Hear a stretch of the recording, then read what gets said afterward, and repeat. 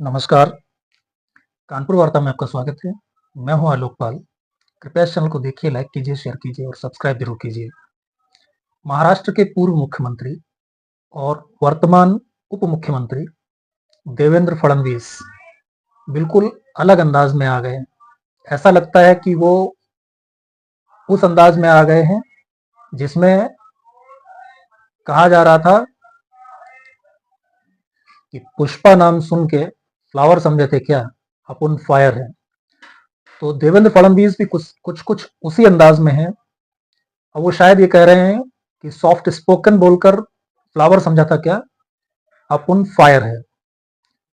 अब ये बात उनके पिछले कुछ भाषणों से समझी जा सकती है। जिस तरह से उन्होंने संभाजी नगर में ओवैसी को, असदुद्दीन ओवैसी, उनको एक तरह से दुत्कारा है या यूं कह लें कि ललकारा है, उसको आप ले लीजिए।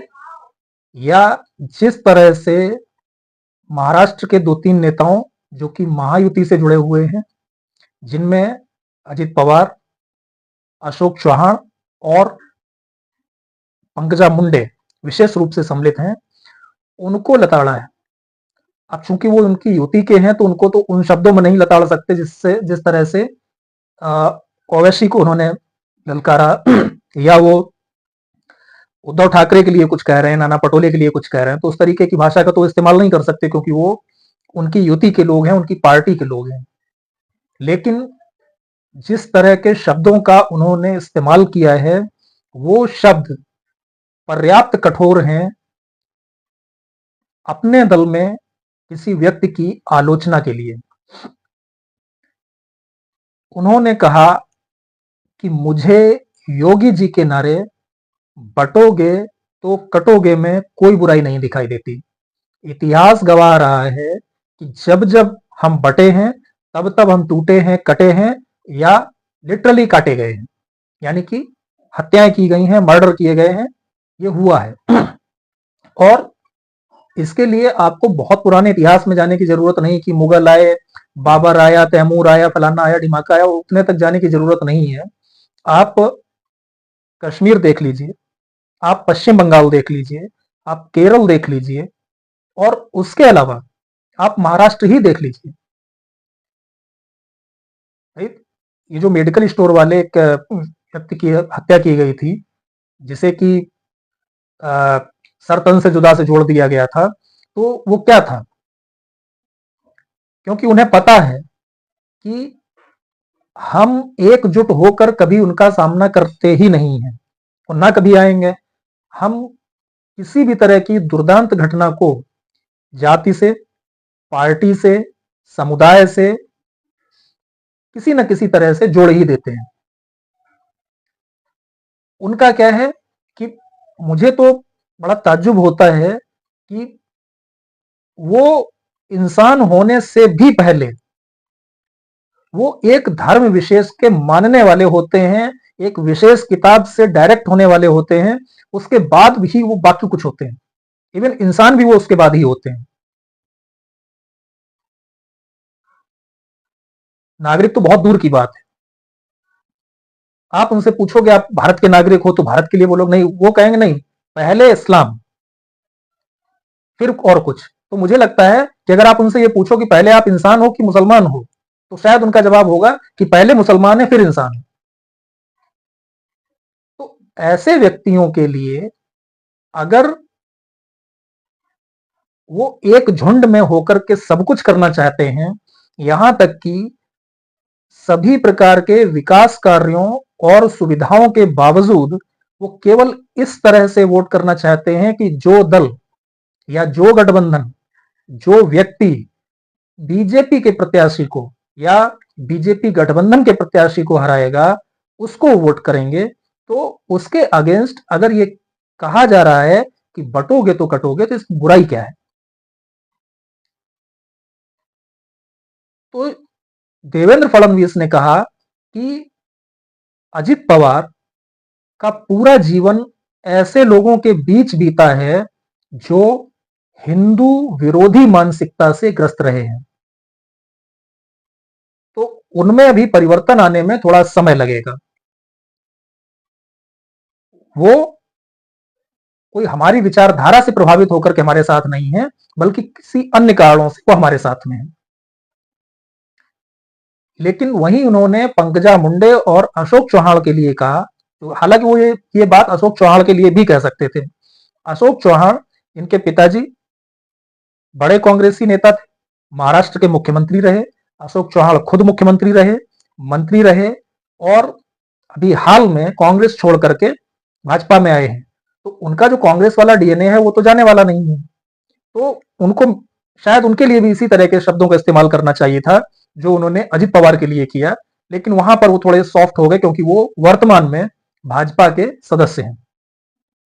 अब अशोक चौहान की मजबूरी ये है कि वो जिस क्षेत्र से आते हैं,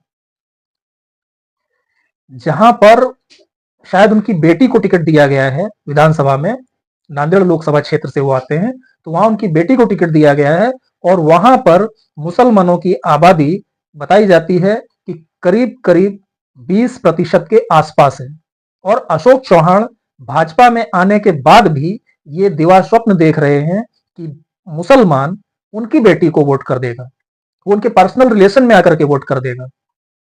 अशोक चौहान को यह जानना चाहिए कि मुसलमान किसी भी कीमत पर बीजेपी को वोट नहीं करता है।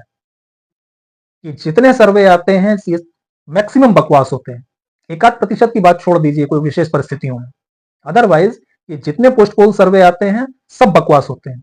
और इसका उदाहरण है रामपुर वो रामपुर का वो पोलिंग स्टेशन जहां पर बीजेपी प्रत्याशी को केवल 2 वोट मिले, एक उसका खुद का और एक उसकी पत्नी का, जबकि प्रत्याशी भी मुसलमान था, उसके कार्यकर्ता भी मुसलमान थे, जो एजेंट बनाया था वो भी मुसलमान था। आप सोचिए कि जो पोलिंग एजेंट था उसने भी बीजेपी प्रत्याशी को वोट नहीं किया। तो अशोक चौहान जो एक दिवा स्वप्न देख रहे हैं कि बीजेपी के टिकट पर उनकी बेटी चुनाव लड़ रही है और उसको नांदेड़ के मुसलमान वोट दे देंगे, तो इससे बड़ी मूर्खता कुछ हो नहीं सकती। खैर, देवेंद्र फडणवीस ने कहा कि या तो उन्होंने जो स्टेटमेंट दिए, उन्होंने से मतलब पंकजा मुंडे और अशोक चौहान ने जो स्टेटमेंट दिए हैं वो किसी अन्य अर्थ में दिए हैं, या फिर वो इस विचारधारा को या पार्टी की रीति नीति को समझने में असफल हैं। ये बात पार्टी के मेंबर, पार्टी के सांसद, पार्टी के विधायक के लिए कहना बहुत बड़ी बात है। और मुझे लगता है कि अगर अशोक चौहान और पंकजा मुंडे में थोड़ी सी भी शर्म हो, या कम से कम राजनीतिक शर्म हो, तो उन्हें दोबारा इस तरह का स्टेटमेंट नहीं देना चाहिए, और कोई भी ऐसा मौका मिले तो उन्हें अपनी सफाई भी पेश करनी चाहिए कि वो किस अर्थ में ये बात बोल रहे थे। और पंकजा मुंडे को तो ऐसा लगता है कि वो किसी अन्य प्लेनेट से आई है। वो योगी जी के उस भाषण को, जो कि लगातार योगी जी महाराष्ट्र में दे रहे हैं, उसको वो कहती है कि वो उस जगह के लिए दिया गया होगा। भाई कौन सी उस जगह? भारत में कहीं भी इस तरह का भाषण उत्तर प्रदेश के मुख्यमंत्री और भाजपा के एक बड़े नेता द्वारा दिया जाना, इसको आप इस जगह या उस जगह से कैसे जोड़ सकते हो? महाराष्ट्र भारत का हिस्सा नहीं है क्या? वो भारत से अलग है? या उत्तर प्रदेश भारत का हिस्सा नहीं है? आप इस जगह या उस जगह जैसे शब्दों का प्रयोग कर भी कैसे सकते हैं? तो लगता है कि वो किसी अलग ही प्लेनेट से आई है, एलियन टाइप की है। तो उसको समझ नहीं आ रहा कि पार्टी की नीति क्या है और वो क्या चाह रही है। जहां तक बात पंकजा के क्षेत्र की है, बीड की है, जहां से उनके पिताजी सांसद रहे, खुद चुनाव लड़ी, हार गई, वहां पर अगर उसको लगता है कि वो इस तरह के स्टेटमेंट दे करके मुसलमानों का वोट ले लेगी, मैं बाकी अल्पसंख्यकों की बात नहीं करता हूं, लेकिन अगर उसको लगता है कि वो मुसलमानों का वोट उसके पक्ष में आ जाएगा, 2-4 वोट भी मिल जाएगा, तो वो महामूर्ख है। और शायद संतुलित शब्दों में, सधे हुए शब्दों में देवेंद्र फडणवीस भी यही कह गए कि ये लोग महामूर्ख हैं, इन्हें जनता की नब्ज का पता नहीं है, पार्टी की रीत नीति का पता नहीं है, और ये अनर्गल भाषणबाजी कर रहे हैं।